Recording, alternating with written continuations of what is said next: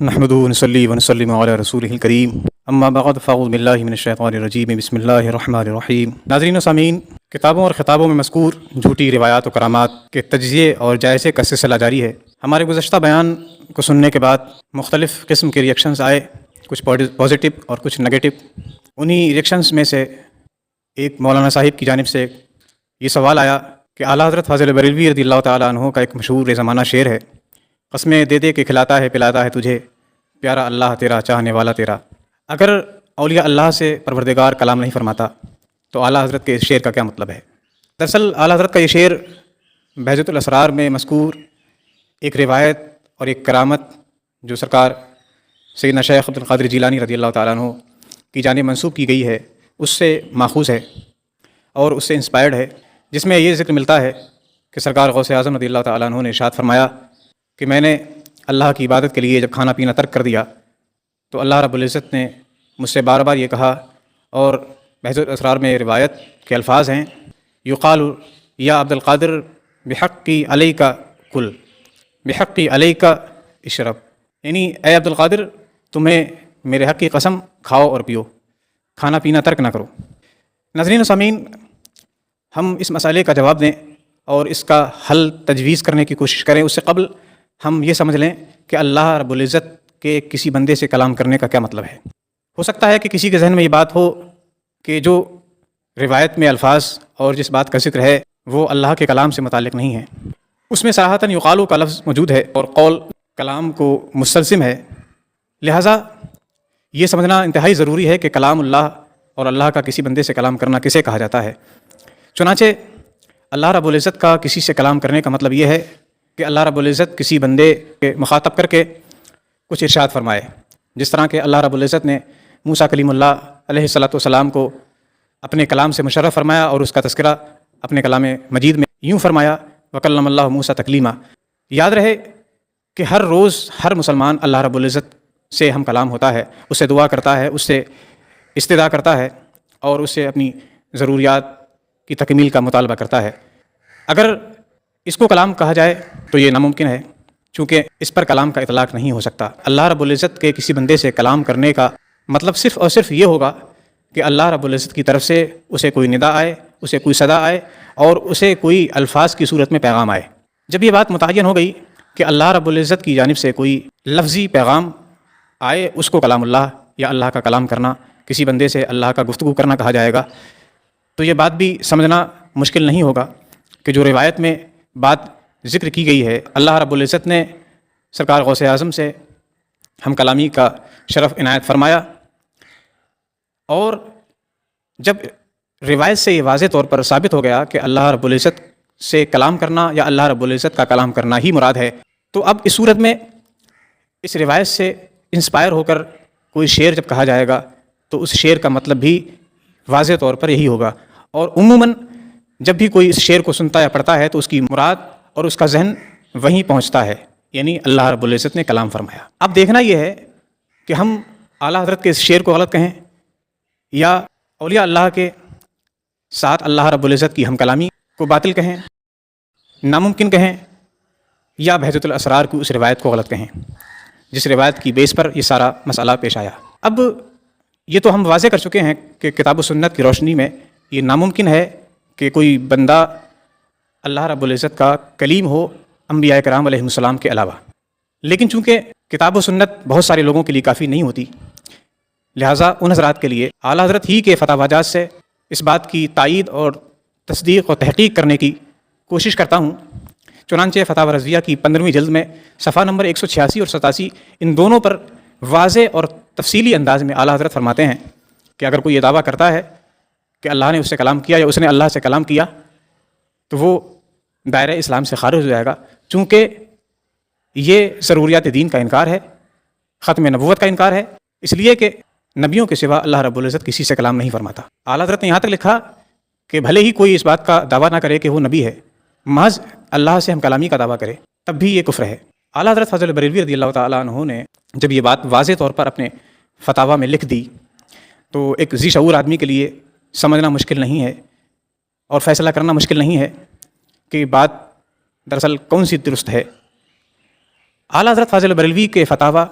اور اعلیٰ حضرت کا لکھا ہوا کلام آپس میں متنازع اور کنٹروڈکشن کا شکار ہو رہے ہیں۔ اب ایسی صورت میں سوال یہ پیدا ہوتا ہے کہ اعلیٰ حضرت کے اس شعر کو مانا جائے یا اعلیٰ حضرت کے لکھے ہوئے فتاویات کو مانا جائے۔ ظاہر سی بات ہے، فتاویٰ ایک عالمانہ تحریر ہوتی ہے اور شعر و شاعری ایک عاشقانہ تحریر ہوتی ہے، اور ہم عشق کو علم پر فضیلت نہیں دے سکتے، جذبات کو تحقیقات پر فوقیت نہیں دے سکتے۔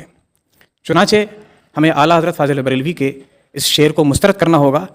اور بہجت الاسرار میں موجود اس روایت کو بھی مسترد کرنا ہوگا جس کی بنیاد پر یہ سارا مسئلہ کھڑا ہوا۔ اب سوال یہ رہ جاتا ہے کہ اگر ہم یہ مان لیں کہ بہجت الاسرار میں درج کردہ وہ روایت جو سرکار غوث اعظم کی جانب منسوب ہے، اگر واقعی وہ روایت درست ہے تو سرکار غوث اعظم رضی اللہ تعالیٰ عنہ پر تو کفر عائد ہوتا ہے، اور ہم یہ مان چکے ہیں کہ وہ اللہ کے ولی اور سچے مسلمان تھے، تو یہ کیسے ممکن ہے؟ اس لیے ہمیں یہ لازمی اور ضروری ہو جاتا ہے کہ ہم اس روایت کو من گھڑت اور جھوٹ پر مبنی کہیں، حتیٰ کہ ہم اس میں یہ تعویل بھی نہیں کر سکتے کہ یہ جو بات کہی گئی ہے یہ خواب کی یا القاء اور الہام اور کشف کی ہے۔ اس لیے نہیں کہہ سکتے کیونکہ اس میں واضح الفاظ ہیں، یقال ہو، مجھ سے کہا جاتا ہے کہ عبد القادر تم کھاؤ اور پیو۔ البتہ اس میں تعویل کرنے کی کوشش کی جا سکتی ہے، اور وہ کچھ اس طرح کہ اس روایت میں جو کہا گیا ہے عبد القادر تمہیں میرے حق کی قسم کھاتے پیتے رہو، تو یہ اللہ رب العزت کے الفاظ نہیں بلکہ کسی فرشتے کی ندا ہے۔ اگر یہ تعویل ہم کریں تو اس میں ہمیں اس بات کی وضاحت دینی ہوگی آج کی ڈیٹ میں فرشتہ کسی سے کلام کر سکتا ہے۔ دوسری چیز کہ اس میں جب ہم یہ تعویل کریں گے کہ یہ کلام فرشتے کا ہے، یہ ندا اور صدا فرشتے کی ہے، تو پھر یہ جواب بھی دینا ہوگا کہ فرشتے کا کیا حق ہے عبد القادر جیلانی پر، جو یہ کہہ رہا ہے کہ تجھے میرے حق کی قسم کھا اور پی۔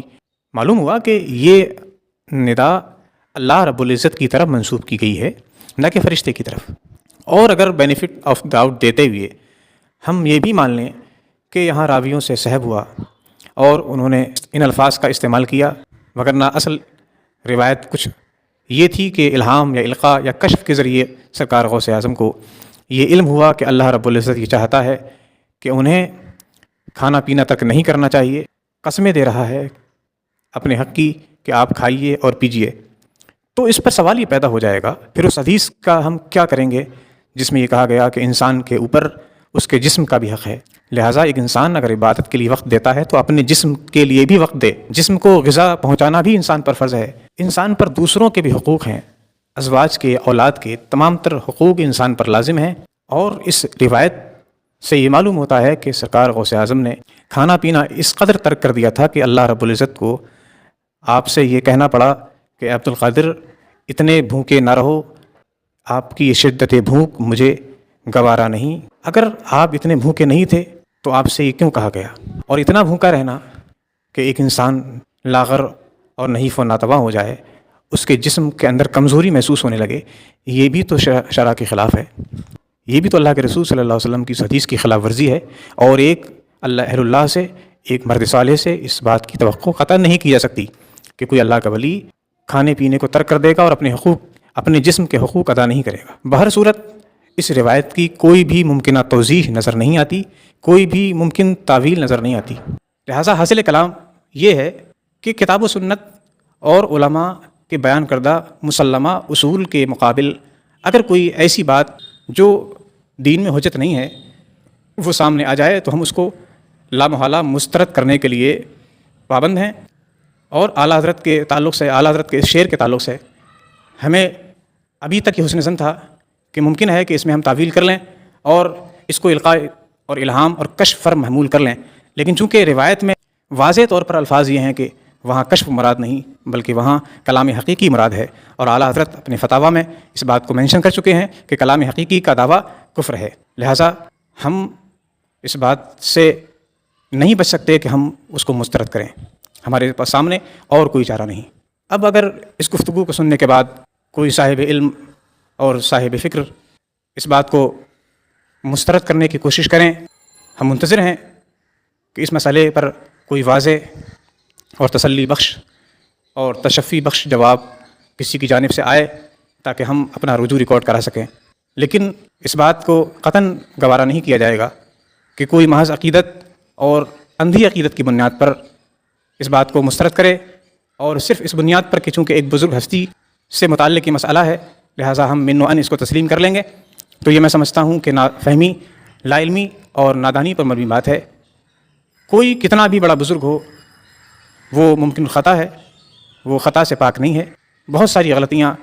انسان سے ہو جاتی ہیں، اجتہادی خطاؤں کی صورت میں یا گناہ کی صورت میں۔ اللہ رب العزت جسے جتنی توفیق دے وہ اس حد تک غلطی اور خطا سے پاک رہ سکتا ہے، وگرنہ انبیاء کے علاوہ کوئی معصوم عن الخطا اور گناہوں سے محفوظ نہیں ہے۔ اور چلتے چلتے میں یہ بھی عرض کرتا چلوں، اگر کسی نے اس بہجت الاسرار کی مذکورہ عبارت کا دفاع کرنے کی کوشش کی بھی تو زیادہ سے زیادہ یہ ہو سکے گا کہ اس میں یہ تعویل کی جائے کہ اس کو خواب پر محمول کیا جائے گا، اور یہ خواب پر محمول کرنا اس لیے درست نہیں ہوگا چونکہ جس نے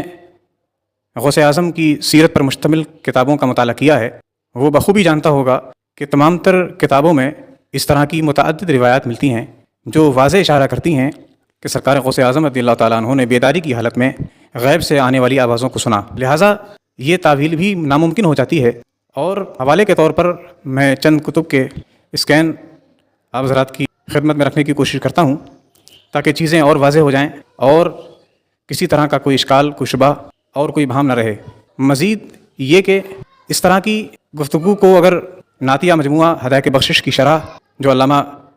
فیض احمد اویسی صاحب نے کی ہے، اور اس میں اسی شعر کے تحت جو آپ نے تشریح کی ہے اس میں بھی اس طرح کی متعدد روایات کا آپ نے تذکرہ کیا ہے، وہاں جا کر آپ ملاحظہ کر سکتے ہیں اور یہ سمجھ سکتے ہیں کہ اس روایت میں خواب کا ذکر نہیں بلکہ جاگتی آنکھوں کا اور بیداری کا ذکر ہے۔ ہمیں حق کو قبول کرنے کا حوصلہ نصیب فرمائے۔ آمین بجاہ سید المرسلین وآخر دعوانا ان الحمد للہ۔